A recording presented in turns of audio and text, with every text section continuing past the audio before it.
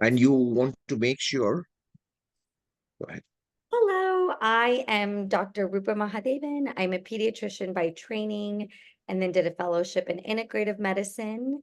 I have spent many years completing the clinical hypnotherapy work through Yuvraj Kapadia's work, and I wanted to go ahead and introduce him to all of you and ask some of the burning questions everyone had so you have a better understanding of the mind body workshops that will be going on in Houston during Labor Day weekend. So, Yuvraj, sir, thank you so much for being with us today. And we are so excited to host you in Houston and give you a warm Texas welcome. I thought the best way we could start is if you could share a little bit about yourself and how you became interested in clinical hypnotherapy work. First and foremost, Rupa, thank you for the welcome and thank you for hosting this. And goes without saying, gratitude for everything that you do for this work. Now, hello to everybody listening to this program. And since Rupa's first question to me is a little bit about myself, my name is Yuvraj Kapadia, and I head an institution in India that goes by the name of the Institute for Clinical Hypnotherapy Private Limited. It's an institution that's been functioning for almost 22 years now.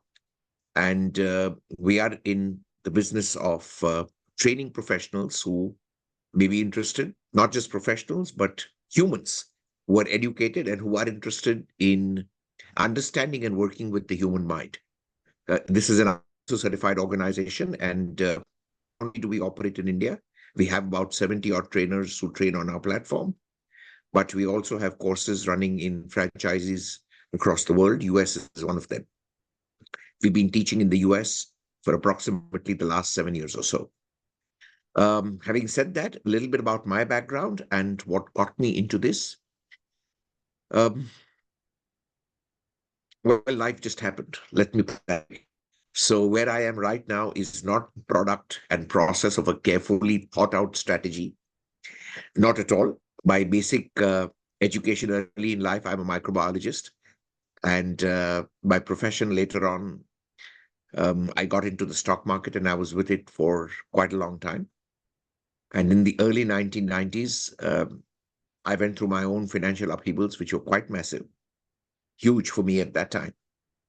Not only that, I was born with a congenital heart condition in a family of doctors. So that's just too many message units in one line for people to process. But cutting long story short, 7, 8 years of wilderness where I just couldn't get a solution to solve my problem, either my health, I was on medication for a long time, or my financial issues. Till somebody suggested, why don't you try to meditate? Well, I'd heard of it, but never done it. And so I walked into a meditation class because, when you are on the last rung of life, you really do not know what else to do. So you'll grab any lark and straw that offers hope. And strangely, I started to go back in time on my own with a voice in my head that just said, it's time now. And in about 2.5 to 3 hours, I went back in time through 13 regression sessions by myself. There wasn't a therapist. And I came out of that process absolutely flabbergasted in my head with a deeper understanding that just told me, get your heart checked, you'll be fine, which I was, to my greatest surprise and shock. And, well, in 3 months, the money issue was over. And it all came down to a fundamental learning about life that wasn't hitting me. So everything that my gold medal in finance couldn't do, and my efforts with my left brain couldn't do, got sorted out without training and without any effort, simply by following a tip of somebody saying, explore the answer within yourself. And then I realized probably that each one of us as humans has a Google search engine that is infinitely more powerful than anything that we know outside of us, because that search engine is the most powerful thing that we have inside of us. And then that same intuitive voice said, well, this is going to be your job and you're going to take this global. This is your job and your work and whatever else it is. I dismissed it till the teacher who came to teach me, well, came to India for the first time, again from California, which was very weird. And I signed up for that curriculum. That was hypnotherapy. That was my first romance and exposure to the fascinating subject of the human mind. And I bought out the company after he passed away in 2006, and I haven't looked back since then, and neither has the company. So that's a very brief review of me coming into this. It's not a planned story. It happened. My only credit would be I did not block what was happening. So though I know this is as bizarre a story as you can hear, but I am a living testimonial of a freaky story. That's it. So that's as far as my background and my association with how I got into hypnotherapy is. Thank you so much for sharing that. I think, you touched on it for a second, but what does decoding the mind mean to you, and what are some of its applications for us? So if I were to use, well, post-COVID, the usage of internet technology and computers in our life has shot up insanely. Of course, we were always a little bit tech oriented because we had laptops and we have mobile phones and we have tablets. But the easiest way to put it into an understanding would be to look at a computer system. And simple common sense will tell us that for any computer to function, we need a hardware, we need a software, and we need a power supply. Now, when we superimpose that system on the human computer, then the body becomes the hardware, which by itself is useless because dead men tell no tales. It's only hardware. And thus, to make this human computer functional, effective, operative, you need software programs. And that's exactly where the human mind comes in. So when we talk of decoding the mind, it's like figuring out the multiple software programs that you have on your computer and what each one of those programs will do.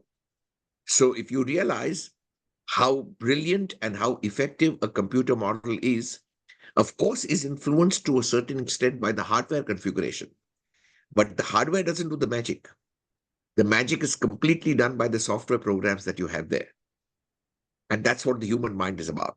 So decoding the human mind is understanding the protocols and processes that this software is coded to and follows. The problem is it's coded by us unconsciously, and its results affect us very consciously. So when we seek to decode the human mind, it's almost like cracking the code that you've unconsciously written in programming it. And that obviously would then give you the ability to reprogram it in whichever way you consciously desire, and which is from where the whole science of the mind is about. So I do understand that health is about the body, but there is a growing awareness, especially after COVID, that looking at human health in purely a physical context is doing gross injustice to the magnificence of humanity. Because a lot of who we are and what we are is not just the body, but it's what we do with the body. And that's where the decoding of the mind is absolutely vital. In my understanding, the whole world and every human on earth at least needs to know how their mind is working. What they choose to do with it after that is, of course, free will, because this is a planet of free will. But that's what the decoding of the mind would be all about. And that's what we teach and that's what we facilitate. No, that's really helpful. I feel like there's so many applications to health and well-being when you put it that way. One of the things that you'll be doing in Houston, of course, anywhere from private sessions to talks at medical organizations, and one of the things is family constellations. Can you share more about that particular program and the potential impact it could have? Family constellations is a protocol or a healing modality that was stumbled upon by slash founded by a German psychologist by the name of Bert Hellinger. And if I were to put this in a concise capsule, I'd probably bring this down to the fact that it is a healing modality. The term heal comes from the Greek language hail, which means becoming complete once again, becoming wholesome once again. And in human nature, our wholesomeness or sense of wholesomeness is completely controlled by our behavior. I know people would like to think it's human physical health, but that's not necessarily true. Because if you have people who are, let's say, suffering from a peculiar kind of cancer, which is a kind of galloping cancer, and it's at a stage 3 or a stage 4, and it hasn't gone diagnosed for a long period of time. And when the person does find that out, it's either now go in with your blast of chemotherapy and radiation and surgery, which of course may promise you or offer you an improvement in the quantity of life by maybe a couple of years, but the quality often is very hugely compromised. And if this person takes a call saying, well, I've lived well, and everybody has to leave the planet at some point of time, and if this is my chosen route, let me sit back and have fun. He's not going to come for any therapy. He's not going to come for healing. So human behavior has become the key magnet that qualifies well-being and wholesomeness. And that brings us to the subject of psychology, because psychology completely deals with human behavior. The moment we study psychology, the fact that our family and our parents profoundly influence our behavior is obvious. Because when we are born as children, we observe everything from our parents and our culture. And so if healing is linked to behavior and behavior is influenced by families and by parents, then any modality that touches on that is a beautiful modality to work with behavioral resolutions. The genius of family constellation is a thought that Bert Hellinger processed, which often baffles me because the West did not really have any huge belief in reincarnation. Because if we look at the West as a science and its evolution, even with faith and culture, reincarnation has been an East world concept, not a West world concept. And yet, if family influences your behavior, common sense would make you ask yourself, why do I not choose to be born to Queen Elizabeth? And why am I choosing to be born to a Tom, Dick, Tracy, and Harry in Brooklyn or in Harlem or in any of these pockets that are not so great to live in? What guides that choice? And since we do not have destiny and karma in our package deal, the genius of Bert Hellinger came through his presumption, which is cultural, that we come from the stars and we go back to the stars. That's very common in all cultures. And thus the term constellation, which is technically an arrangement of stars. So Bert Hellinger's hypothesis was that entire constellations come down as families. And if in a family system, people would honor the arrangement of the original stars in the constellation, life would be perfect. But unfortunately, that doesn't happen because of emotional loyalty, misplacement, projection, displacement. A couple doesn't get along, the son becomes the surrogate husband, the daughter becomes the surrogate wife. And then we all know mama's boys and daddy's girls have huge issues settling down in life.